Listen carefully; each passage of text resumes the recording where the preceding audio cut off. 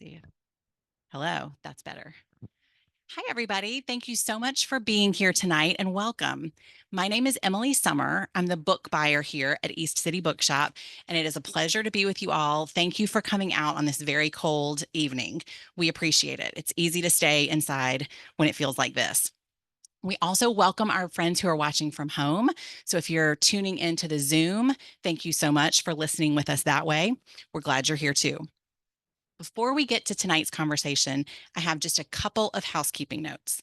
There will be time for audience questions at the end of the conversation, so please hold all of your questions until then.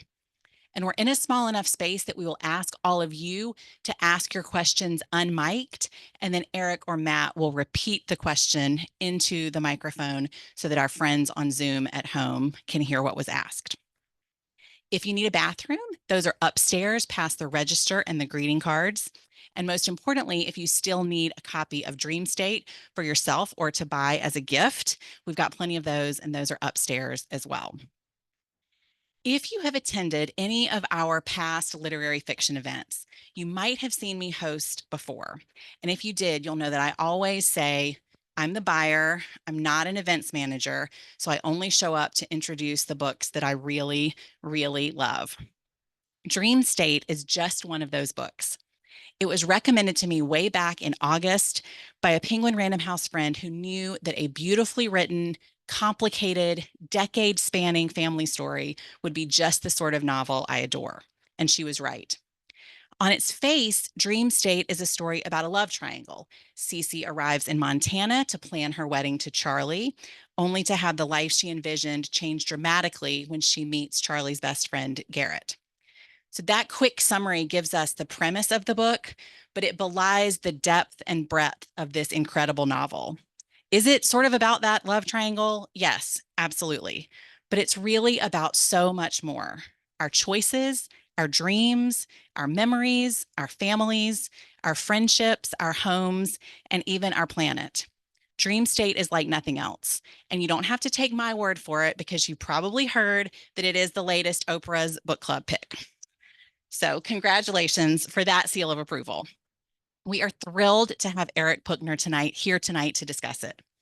Eric is the author of the story collection Music Through the Floor, a finalist for the New York Public Library's Young Lions Fiction Award, the novel Model Home, which was a finalist for the PEN/Faulkner Award in Fiction, and a second short story collection, Last Day on Earth. His short stories and personal essays have appeared in GQ, Granta, Tin House, Best American Short Stories, and more. He's received an award in literature from the American Academy of Arts and Letters and is an associate professor in the writing seminars at Johns Hopkins University and lives in Baltimore with his wife and their 2 children. In conversation with Eric tonight is Matthew Klam, the author of the novel Who is Rich, a New York Times and Washington Post notable book, nominated for the Center for Fiction's First Novel Prize, and Sam the Cat, winner of the PEN Robert Bingham Prize for a debut short story collection, and a finalist for the LA Times Book of the Year. He's a recipient of a Guggenheim Fellowship, a Whiting Award, and a National Endowment of the Arts. His writing has been featured in such places as The New Yorker, Harper's, GQ, New York Times Magazine, Esquire, and more. He's currently a visiting associate professor of creative writing at Stony Brook University. Welcome, Eric and Matt, and you two can take it from here. Thank you. Thank you so much for that wonderful introduction. Thank you, Eric, for thanks to East City Bookshop for having me here to chat with the man of the hour. Yeah, there we go. Thanks to the East City Bookshop for having me here to chat with the man of the hour. I just want to start, Eric, by saying I know you have been getting you've been doing a lot of interviews. So I'm gonna try not to ask you all the same questions. So I better be completely original. Yeah. Yeah. So this morning, I was so happy. This is my good friend, and when Oprah picked the book, I just was like, I can stop worrying about him now. Were you worried about? You were worried about me? Well, anybody who's out there publishing a book, you're rooting for them, and it's hard. But anyway, I was so happy. And then so I saw there's so much news, you know, and I was watching all this stuff, the videos and reading reviews and all that. And then I opened my Harper's Magazine this morning, and here is this piece. It says Dream State. And I was like, wow, this is about Eric too. It's not actually about Eric. It's about dreams from people who lived through the Third Reich. And it's translated from the German, and it's in a book. And it's these funny dreams by people who are like, you know, Hitler came to my kitchen and I was talking to him, or I was trying to unstitch the swastika from the flag. But the reason I'm asking is because I was thinking about Dream State, you know, and I guess I wonder, do you ever feel that writing a novel in these times we're living in, where this is a piece that's obviously about fascism, you know, this is not important given the state of the world, and that you should be doing something more practical? Wow, you're going to begin with that? Yeah. I thought you were going to give me a softball question or Nope. something. No. No, I haven't been asked that yet. I don't know. What else are we going to do with ourselves? You know, no, it's very surreal and strange to, for me, I mean, this week to have this sudden success and to feel like we're living in the twilight of democracy has been very destabilizing and strange. But it has been nice. People, you know, I've been getting lots of texts and emails. In fact, Ron Daniels, who's the president of Johns Hopkins, wrote me today an email to congratulate me. And everyone says the same thing, which is like, it's so nice to get some good news for a change in these incredibly dark times. So that's, I mean, but your larger question is, you know, is art even worth it? Yeah, I mean, I think there are sort of two things. One of them is on a personal level. Do you, you know, as a writer, ever struggle with feeling unworthy of the practice of novel writing? You know, this is something that's a privilege. You know, am I really indulging myself? I mean, I feel like there are probably a few writers in the audience here. And I think this is a struggle we all go through. And then there's also just the sort of, you know, the temporal or the cultural or societal one right now, which is, you know, gosh, there's so many things happening in the world. How do I square that with what I'm about to do? Yeah, I mean, I have had to reckon with that my whole life as a writer. And, you know, I live with Catherine Noel, who's also a novelist. I think she feels this even more deeply because her background is in nonprofit work and with helping people in a very direct way. She, you know, worked at a homeless shelter for many years, and she's actually doing work like that. She's volunteering now again to do that. She's also developed this thing in the community through Hopkins, where she brings Hopkins students to, you know, local struggling public schools and teaches writing. So she's found a way to sort of square her community work with writing. I, for me, I mean, I never really thought that books could change people politically. You know, I don't know if that's what their job is necessarily. I think their job is to be beautiful and to move people, maybe.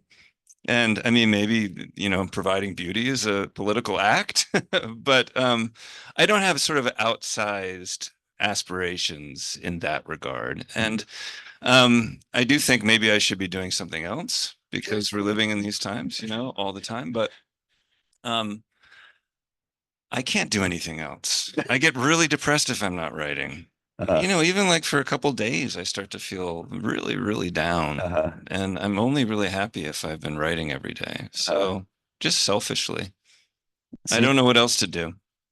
That's great. I'm asking you weird questions. You're coming up with great answers. So, interesting title here. What does the title mean? It means so many things, Matt. I don't even know how to begin.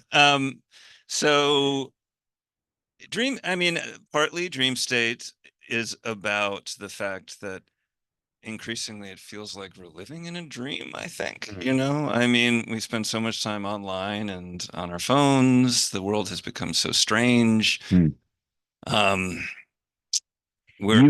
I were talking when your last book came out. We were in a bookstore just like this. And I don't know what the context was, but you said something that I wrote down. You were talking about the nature of existence, human existence or something. As is my want. Yeah, it was beautiful. And you said, we sleepwalk through life. We don't mean to, but we do. And So you're supposed to act like you recognize I that, said 'cause that. you Well, said it. yes, that's very profound. I don't remember saying that. Okay. And I couldn't help but think that that is somehow related to this title. I think so. I mean, as you get older, I think you start to feel a little bit unmoored in that kind of dreamlike way. I mean, I do. Uh-huh. I think you get more intimate with the strangeness of existence. Hmm. So this book is all about time, and it's about getting older, and it's about mortality. um, so I mean, there's that going on, and there's one character in particular who has a heart problem in the novel, and he sometimes feels like the only thing that's keeping him alive, like his heart wanted to kill him, that he should be dead, Uh-huh. but he has this machine in his body that's keeping him alive, and his relationship to reality is a little bit different Hmm. because of that. And he talks about sort of like feeling like Hmm. he's in a dream state. Hmm. But there's also the larger sense of, I mean, there's the obvious sense that it's set in Montana. Montana's a pretty dreamy place, just incredibly beautiful. It seems almost like a dream. It seems almost unreal. Those of you who've been to Montana and driven through Glacier National Park, I mean, it's just so stunning and so enormous. I mean, the mountains are so enormous and so sublime that it has that kind of uncanny, dreamlike quality to it as well. So you're from the East Coast, but you moved to California when you were a kid.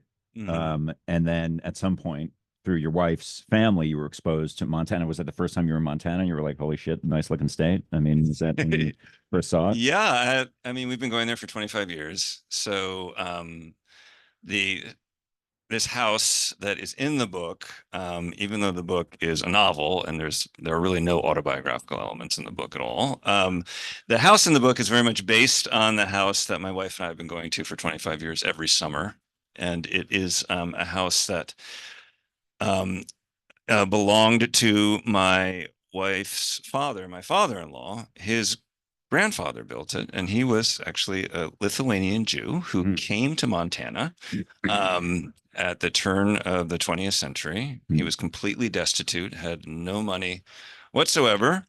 In fact, he slept in a packing crate. And he survived the winter because the trains coming through would throw coal off of the train so that he could burn it and keep himself warm and not die. And then he started a dry goods store in the back of a saloon, and ended up making, becoming sort of a middle class, self-made man. And so he built this house. It was like a vacation home on Flathead Lake in Montana, in northwestern Montana. It's in an Indian res, right? No, but it's near one. Uh-huh. Yeah. And the house was built by a drunk, apparently. It took the guy like 6 years to build it, even though it's a very small, humble house, and there's not a right angle in the entire house. Anytime a contractor comes to try to, like, it's like, what is this place? Like, who built this thing? So, people have this, we say we go to Montana every summer, and they have this idea, this like idyllic house that's in the middle of the woods, and, there are ospreys like perching on our shoulders and stuff. But there are plenty of ospreys, actually. But it's, there are houses like right to the right and right to the left, very close. There's this crazy libertarian guy who lives like right next to us, and our driveway is technically on his land, much to his chagrin, and he sets out cones telling us exactly where we can go and where we can't go. That actually ended up in the book. Okay. I think I know what the title means, and I'm not sure you're answering it correctly. Okay. I know, I'm just kidding. But so yes, it's this beautiful, incredibly beautiful place, but like any dream, it ends. And of course, that's implied in the title, and there that is discussed and illustrated in a beautiful way in this book, which spans 50 years and has in it, a conversation about climate. I won't give away, although you can give away whatever you think should be given away or whatever. But I also couldn't help but think when you first told me you were writing this book and it was set in Montana, I remember thinking, he's not from Montana. Why? And then I couldn't help but feel like it's realer to you than Baltimore or California. And I don't know, maybe I should have brought this up in private and not sprung it on you when we're chatting. Absolutely. My God, we were just in that room together for a half an hour. I know I should have said something, but yeah, I mean that it's realer, that it's a dream state, but in some ways it is more real to you than. I think you're onto something. Yeah. Mhm. I think one of the reasons I adore Montana so much is that I don't live there and I Uh, didn't grow up there.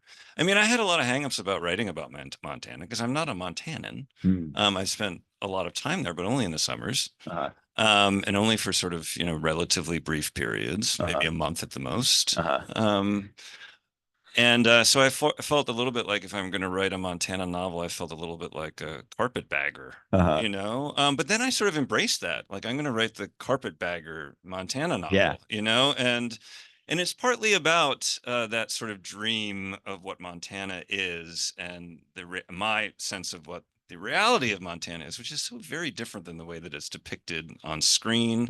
mm, And I've read a lot of books that some of which I admire a great deal set in Montana, and they seem to always like they're always about like people who are either like ranchers or living in trailers and are meth addicts and stuff. And that's just not my personal experience of Montana. And yeah. so, I mean, most of the characters in the book are not from Montana, right? They So, vacation in Montana, so it's partly about the culture uh, clash. well, since you brought that up, so can you tell us about your three main characters? Yes, there are three main characters, Cece, Charlie, and Garrett. And Charlie and Garrett are old friends from college. They're incredibly close. The book, in large part, is about male friendship. And what happened? The book begins in 2004, and Cece is going to get married to Charlie. She's engaged to be married to Charlie, who's a cardiac anesthesiologist. They both live in LA, but Charlie has this house in his family that's in Montana. So she goes out a month early because she has this dream, this idea of having a Montana wedding. And she's sort of romanticized that idea, but she also loves this place and she loves Charlie's family. She's somebody who was an only child and is still grieving the death of her mother and loves the fact that there's this family of three brothers and it's just this like really vibrant household and they're have all these sort of like inside jokes and they're always like throwing bananas to each other across the room and that sort of thing. Actually, I don't think that's even in the book. I just made that up. There's not a single banana in the book. It's been a long week. And how about the other characters? You didn't think I was going to go to the banana, did you? Eric told me that, especially since this very heady week, he hasn't gotten a whole lot of sleep. So we're going to try to keep him on track here. Thank you. What's the question? Charlie. Oh, yes, there are other characters. Yeah, Charlie and Garrett. What are they all about? Charlie and Garrett. Okay, Right, so yes. they're old friends Yeah. from college, and they are still recovering from the death of a friend in college. Mm. I won't maybe give that away. Actually, it's on the like first page of it's a skiing accident. And Charlie is somebody who just he's somebody who wakes up every morning and leaps out of bed and tells everybody to rise and shine, right? And Garrett is not like that. And Garrett holds himself personally responsible for this death and just never gets over it. And so he drops out of college and they have sort of opposite trajectories. So Charlie becomes this successful doctor and Garrett ends up as a baggage handler in Montana. And Garrett grew up in Montana, so this is his home state in Missoula. So, and how did you know so much about baggage? No, I'm just kidding. But how did you learn so much about tracking wolverines? Oh, and cardiac anesthesiology and being a drug addict? There's a drug addict in the book. And then there's a lot about downhill skiing, and I'm going to ask you to read a tiny bit from. But yeah, like how did you know all that stuff? Well, the baggage handling I did, that was a real job I had. I talked a lot about that last night. Maybe I won't get into that again, but I did that after college for a while in Salt Lake City. So I've always been dying to write about it. Actually, it was such a fascinating job. You sit at I have to talk about it, right? You sit at so you sit at the top. There's what a belt loader is? Is that thing that pulls up to a plane, and they load bags on it, and then there's somebody who gets in what's called the pit of the plane, which is that sort of underground cave-like space, and there's usually two people in there, and so one person sits at the top of the belt loader like a catcher and tries to negotiate all these bags that are coming at him. And this was a no-frills airline called Morris Air. It was sort of a precursor to Southwest, actually. And they were paying us $7 an hour, whereas like the Delta people made like 35 or something. So we were all horribly untrained. And as I was saying last night, there was this guy who, anytime there was a bag from Vegas, he would unzip it, open it up, and steal coins because he knew there would be like rolls of coins in there. He'd only take one, so that it didn't seem overly suspicious. That adds up over the years. It adds up, yeah. And what about cardiac anesthesiology and tracking wolverines? You don't want to hear any more about baggage handling? You're done with baggage handling? Okay. So cardiac anesthesiology, I can't even say it. There's a good friend of mine in Baltimore who is a cardiac anesthesiologist. And what he does basically is he freezes people and just kills them temporarily, basically, so that they can have a heart transplant. Or sometimes sometimes he does a double transplant. Like I'm texting him annoying questions about my book, and he's like, Eric, I'm doing a double transplant right now. So, but yeah, and he would tell me stories that were just like so fascinating to me. And I was so fascinated by his line of work that I was secretly sort of writing all these stories down without telling him. And, writers are such sleazy people. It's hard to trust them. But then I told him that I was interested in making Charlie be a cardiac anesthesiologist, and he was incredibly helpful. In fact, after I'd finished the whole book, I had been asking questions the entire time, and then I took him out to dinner, to this like 3-hour dinner, and I read passages aloud to him over dinner. And he was such a good sport about it. So that was all from him, basically. And I guess you're a skier? I am a lifelong passionate skier. I've been skiing since I was 2, and I come from a family of very passionate skiers. So my dad moved to Utah. My dad ended up leaving my wife, getting another woman pregnant, and then going $2 million into, yeah. Right. Oh, yeah. Did I say my wife? Yeah. I'm here for you, pal. Keep going. Yeah, it's been a long week. It doesn't matter. Actually, Oprah's done all the heavy lifting on promoting this book. Yeah. We just fuck around here. It's Catherine hates it when I confuse her with my mother. Yeah, so what was I saying? Oh, skiing. Yeah, skiing. So I basically grew up skiing in Utah. Both my siblings live in Utah, and they're avid skiers.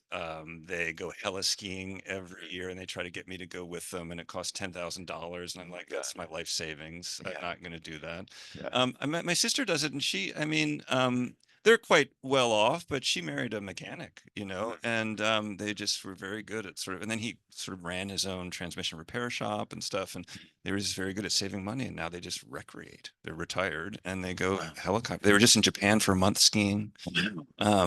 So their life is skiing, basically, and they've both my siblings have seen people die in avalanches. So my brother was heli skiing, and he saw somebody in his group fall into a tree well and die.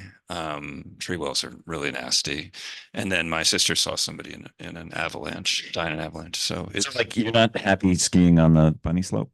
That's not good enough for your family? I just went skiing with some friends, and they were all intermediate skiers, and I made them like hike. The only like fresh powder was like you had to hike for like 45 minutes. I made them do. So mad at me. But that's what I do. I go places, and then I'll just take my skis off, and it's called boot packing, and I'll just like hike as far as I can to reach the fresh snow. But yeah, I love to ski. And I also do a bit of backcountry skiing.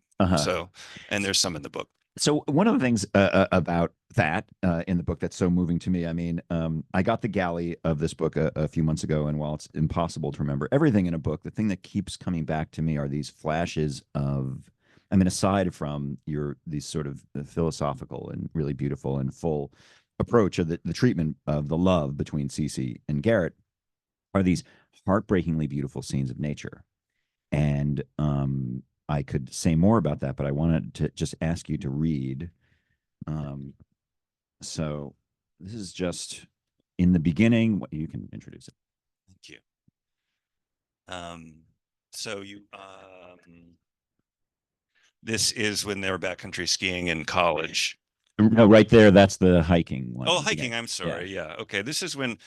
So Garrett Garrett's spending some time with Cece, because he's been enlisted as Charlie's best friend, as the groom's to be his best friend. Before they hit it off here. Yeah, right. So he's been sort of enlisted to make sure that Cece's okay out there by herself. And you know where that is heading, right? So okay. They go on a hike in Glacier National Park. At the trailhead, Garrett led her onto a dirt path that wound through a meadow of purple daisies, billions of them, as if all the flowers on Earth had flown there for a convention. Cece had a hard time believing her eyes. She'd heard the word purple all her life, had arrogantly presumed she knew what it meant, but clearly there'd been some kind of misunderstanding.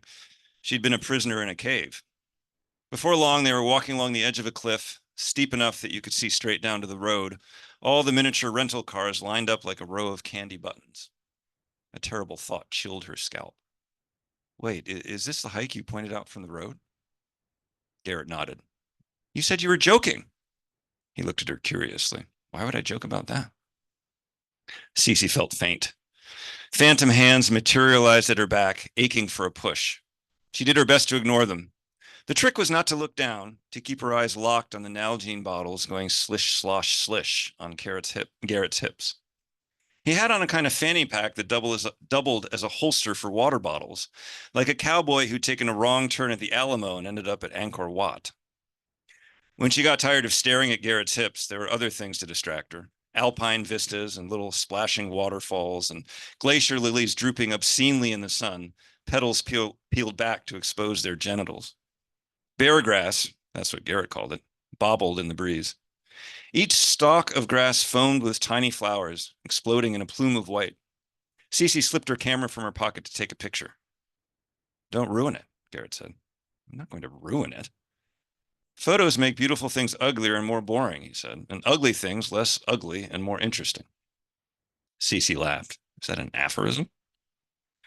The path narrowed significantly until they were edging along an actual precipice. It wasn't a trail so much as a bas-relief. Cece's knees went weak.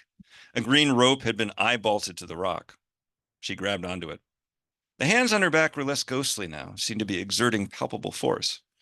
She inched along the cliff, trying to ignore the preschool wobble in her legs, clenching the rope as if it were a literal lifeline, a line of life. The back of her t-shirt, drenched with sweat, had turned to ice. The trail followed a bend in the cliff. She closed her eyes and inched around it as best she could, summoning years of expensive yoga coaching to silence the voice of doubt, to become as mindful as possible. But she was full of mind already, or at least the mental image of herself bouncing like a Barbie doll down to the road.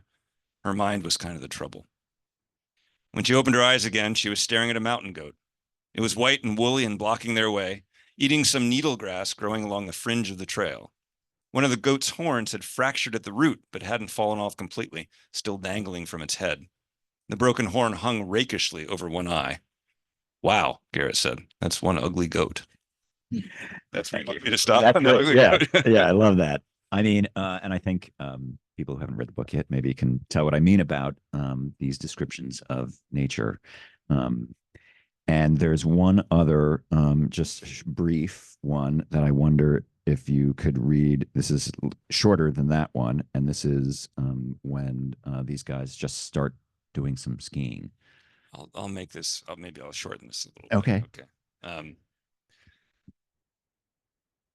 Okay, fellas, Garrett said, grinning like a maniac. Cold smoke as far as the eye can see.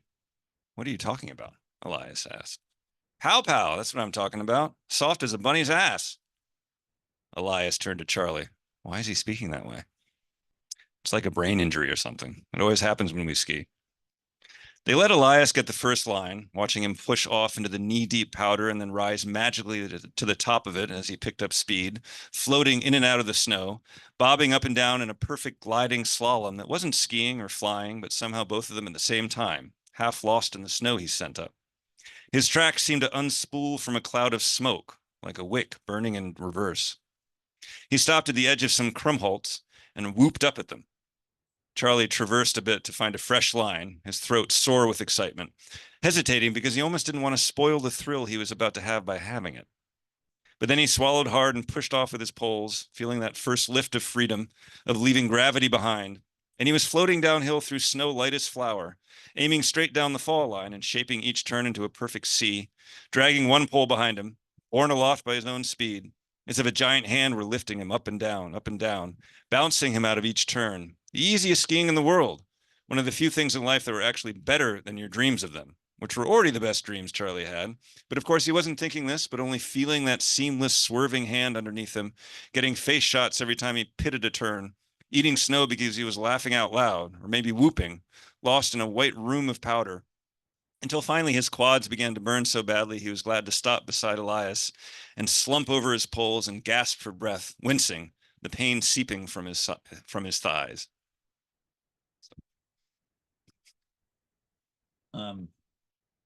You made my point. And I guess part of my point was that I feel your awe. And there are so many of these awe-inspiring moments in this book. There are breathtaking landscapes, and there are shocking turns of event in people's lives. There are stunning shifts in planetary health. And there's this feeling of amazement, not just about romantic love and the love of parents for their children, and the sort of amazement of the hearts of lovers, all of that throughout the book. There is this feeling of amazement, which made me think of something. When the very first time we met, Eric was coming to apply for a job at Johns Hopkins where I was teaching, and he gave a talk about astonishment. And I was so blown away by this talk. And I wonder if you could say anything about the talk, and if you could talk at all about whether there's any connection between that feeling of astonishment that you see in literature and any of the work you did in Dream State. Yeah, I don't really want to revisit my job talk. I wouldn't do that to all these poor people. It's very literary, and as my editor would say, very inside baseball, right? Well, I do remember you were talking about Emergency by Dennis Johnson, and you talked about the love affair in The Age of Innocence. Mm-hmm. Yeah. I'll just say briefly that there's something about moments that astonish me in literature that have to do with this kind of displacement where characters are displaced from themselves, almost as if they're having a posthumous moment, it seems. But in terms of like writing those ski scenes, that was so much fun for me because it's something that I really, really love to do. And I'd never given myself license to write about skiing because I thought, like, you're not supposed to write about skiing. It's like this aristocratic sport, and it's not, you just don't do that. And there really is there's almost no ski literature. There's Cross Country Snow by Ernest Hemingway, which I read as a boy and loved. But I was hard pressed to find any literary fiction that had any ski scenes in them, except Updike has a great story called Trust, but it's not really about skiing. It's just about taking somebody up and making them ski down something they don't feel comfortable skiing down. So that was like the easy part for me, was writing about skiing, and I had so much fun trying to evoke the astonishment I feel when I'm skiing. Like the nature stuff, I'm not a nature writer, and I'm not sort of given to reading nature writing all that much because it sometimes feels, I won't say precious, but like sanctified or something, a little self-consciously elegiac or something. And so I really tried, and I hope that came through in what I read, is that I tried to mix the high and the low as much as possible. I mean, that's what I like in fiction. Yeah. I love writers like Dennis Johnson or Laurie Moore who, will describe something kind of highfalutin and then puncture it immediately with like a joke, right? Yeah. They'll go low. And so, describing those flowers and talking about how they're exposing their genitals. I mean, that for me is a way to make nature writing more original. Yeah. Yeah. That's beautiful. So when this book was just like a germ of an idea, what were you sure it was going to be about? And did like that big idea or those big ideas shift over time? Or did it have like a sort of core or through line or whatever that always guided you? Yeah, I mean, that's a great question. And I really had no idea what the book was going to be about, except that I knew it was going to be about this place. Mhm. And I knew that it was going to be about this place that was threatened by global warming. And I had some idea of the characters, but I didn't really know who they were. And in fact, I didn't really even know who was going to run off with whom. I think originally I thought that nobody was going to run off with anybody. There was going to be a close call. Uh-huh. Spoiler alert. Uh-huh. It was going to be a close call, and then they were going to live with those consequences. And it almost doesn't matter because the point of the book is that, we make these choices in life and we live with them. Mm. And, there's this temptation to sort of fall through the trapdoor of regret, but, you should maybe try to avoid that temptation. But my larger point is that the book is about making a choice and living with it. The characters could have made a very different choice and had to live with it. And in some ways, the themes of the book would have remained the same because there is no right choice. So I didn't really know. I did know, as I've said, I did know that there's going to be this wedding that happened fairly early in the book. And it was going to be like the wedding from hell because I officiated this wedding In real life. in real life. Yeah, in real life. And in fact, I got an email today and I felt so gratified, actually a couple days ago.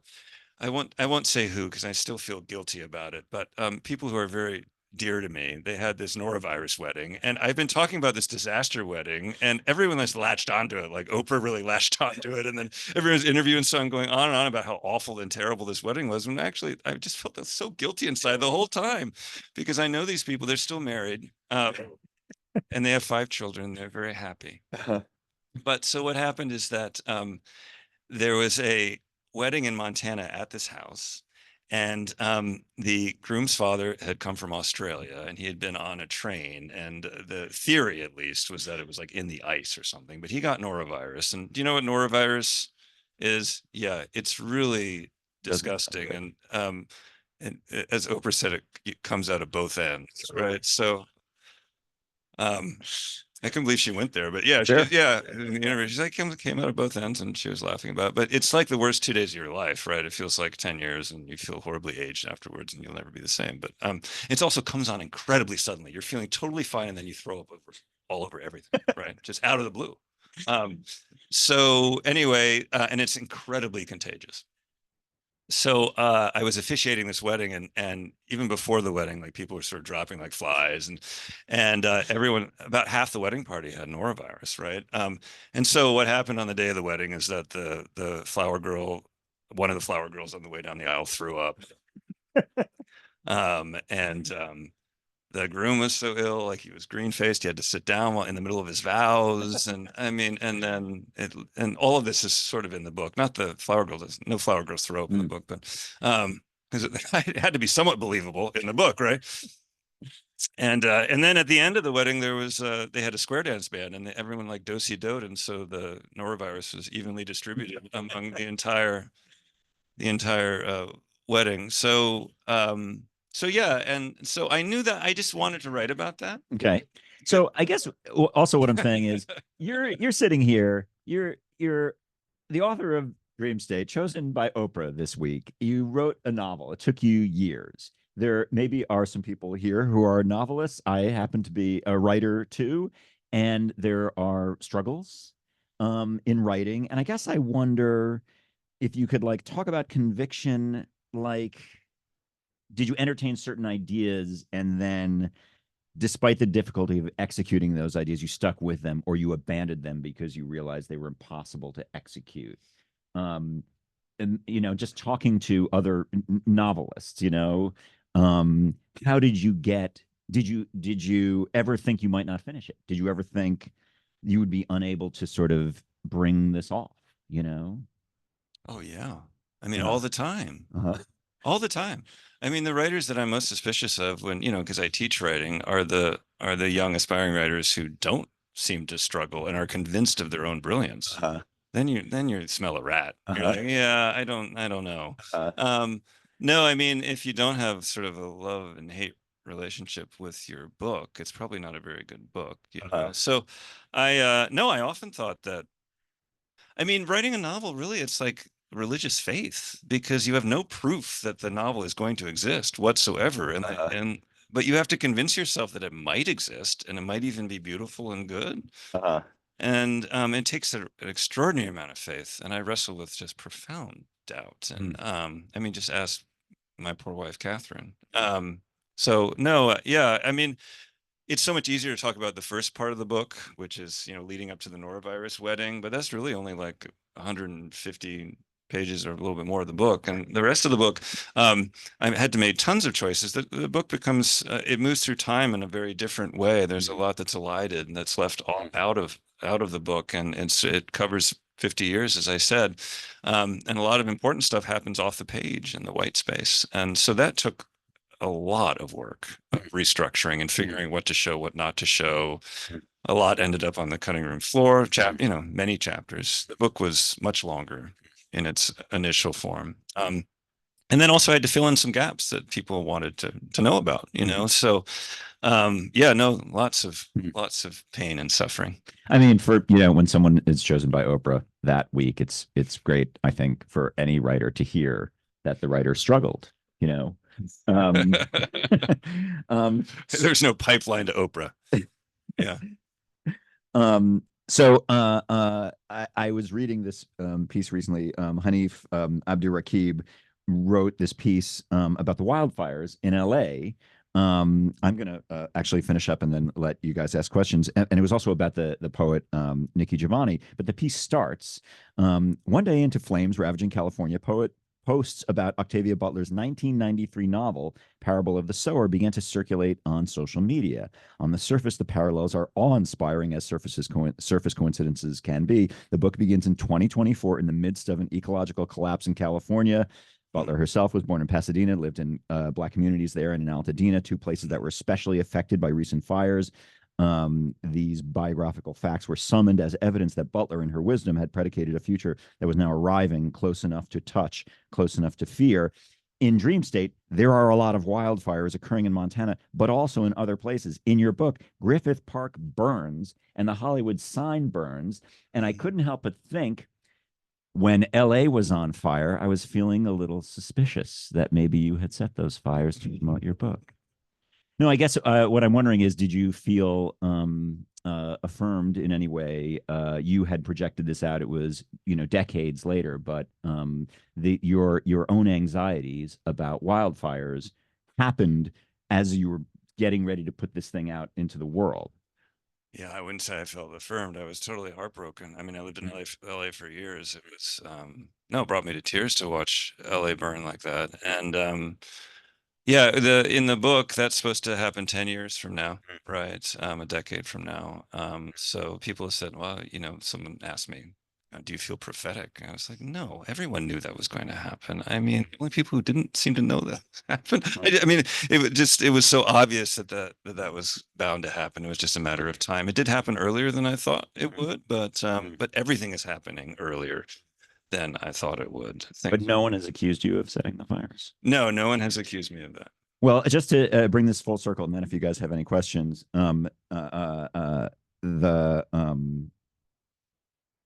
the title Dream State. Wait, now I'm spacing out. What was I going to say about this? The fires. Oh, I talked to a couple friends who were flipping out and blocks away from evac areas. One of them was so desperate. She has a job. Her husband has a job. They have two kids. You and I actually spoke about them desperately needing to move out of Pasadena immediately and get to the East Coast as fast as they possibly could. The other day, I talked to her and another friend who lives in Glendale, and I said, is anybody in LA like worried about the fires anymore? And she said, no, we just went back to wheeling and dealing. Like, it's the dream state. We've just gone back to not really thinking much about it, and everything is fine there. So that famous couple won't be coming to Hopkins to teach? No. I don't know. I guess you're going to need a bigger fire than that. So with that, if anyone has any questions at all, please jump right in. And Kyle, yeah. This kind of novel where it's like a kind of large family tale that spans many years. A decade or two ago, maybe we thought of this as a very thick book, like very long, include everything.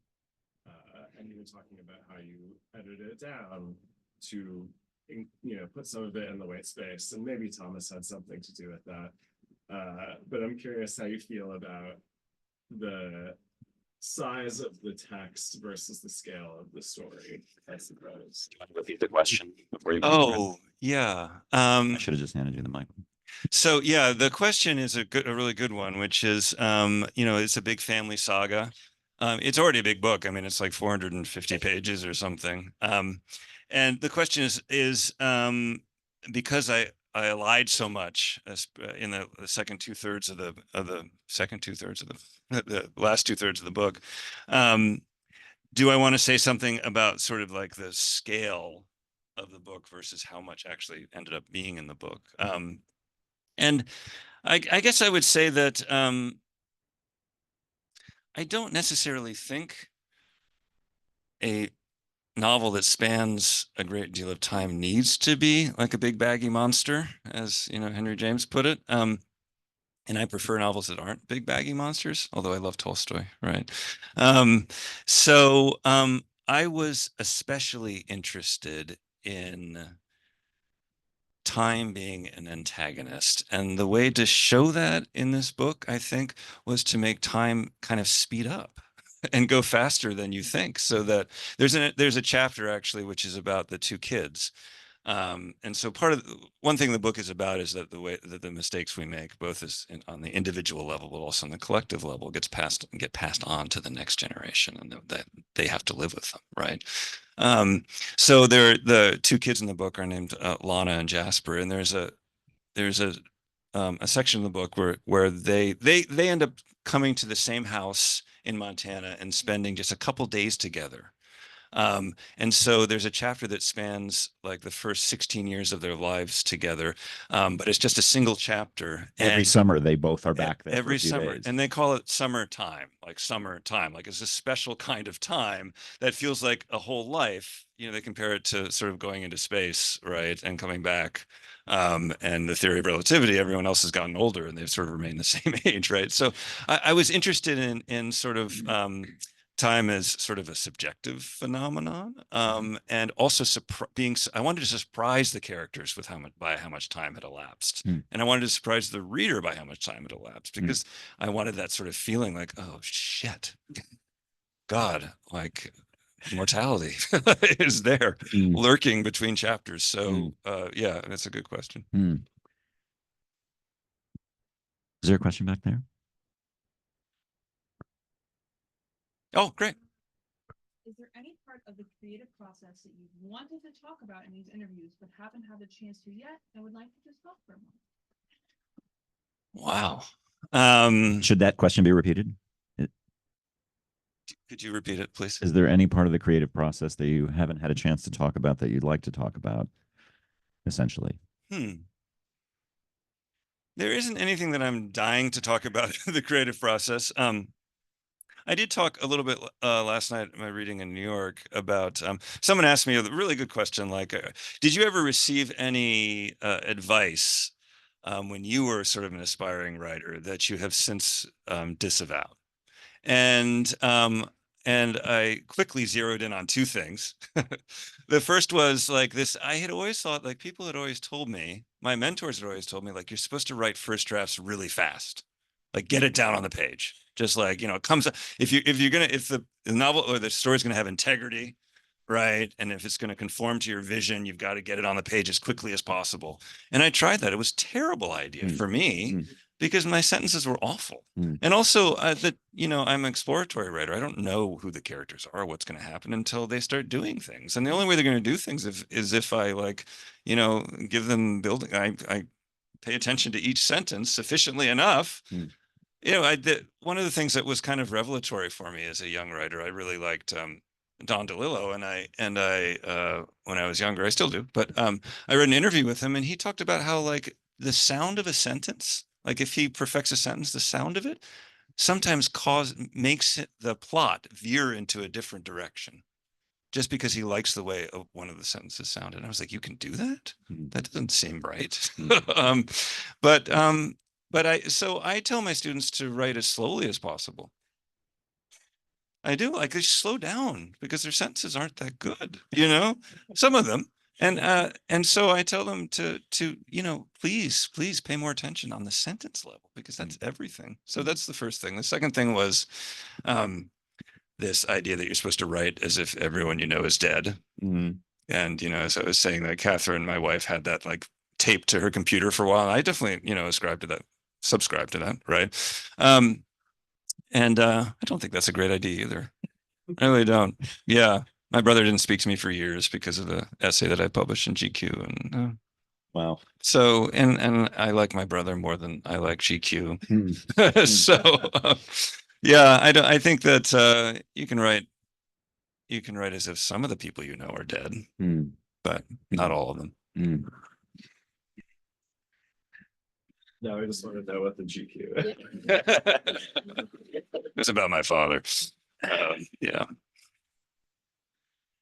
Well, we just have a few more minutes here. Maybe Eric can talk about what it was like when he got that phone call from Oprah.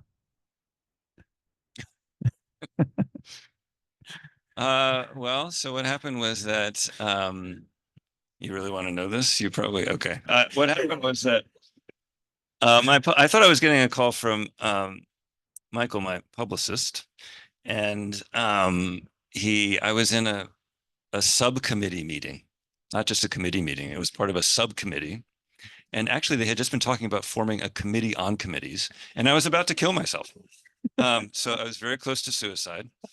And luckily, I knew that I could leave because I had to go take this important phone call, which I thought was just going to be my publicist, which he'd arranged beforehand. And I don't, in my office at Johns Hopkins, I get terrible cell phone reception. So I had to go hunch in my small electric vehicle in a kind of depressing parking lot to take this phone call. And then I got this like unlisted number and I was like, okay, it never occurred to me that I just thought, oh, it was Michael calling from some strange number. And so I picked it up and it said, hello, Eric, it's Oprah. And I think you were being pranked? I didn't know. I thought, well, at first I just wasn't sure what was going on. I think I said, oh my God, oh my God, oh my God. In fact, there's something online because did you see this? She filmed it from her kitchen. So someone filmed her and she's like, it's wonderful. She's like in sweatpants and she's calling me and you can hear me on the other line. Oh my God, oh my God. Yeah, go look it up. It's online. I don't know what it's posted on, but and then she started to, and I wasn't entirely convinced it was her, but then she started to talk in that kind of inimitable Oprah way, which I won't try to conjure. That she had read the book. Oh my God, yeah, she's a very good reader. And yeah, she talked about the book, and then I realized it sank in that it was really Oprah Winfrey, and I was incredibly grateful. And then she said something like, they have this whole thing with Starbucks, and there's going to be an interview in Starbucks, and I was like, does that include me? And she made fun of me about that because it did include me. So, yeah. It's especially funny because all this happening to you because Eric has no social media presence at all. He's not on Facebook. He's not on Instagram. He's not on Twitter. He's not on Blue Sky. It's not on. I don't even know what Blue Sky is. Yeah, but you made up for it. So, well, thank you, everyone.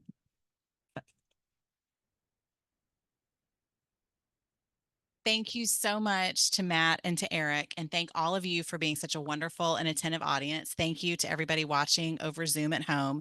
Eric has graciously agreed to sign copies of the book. We've got plenty of copies upstairs. We've got Matt's books upstairs. We have copies of Model Home upstairs. So take a swing by there and pick up whatever you still need. We will take a minute to reset and then we'll sign books right here. And if anybody is willing to help us by folding up your chairs and sticking them to the side of the wall, that would help us as we move to the signing. Thank you all so much. Thank you, Matt and Eric.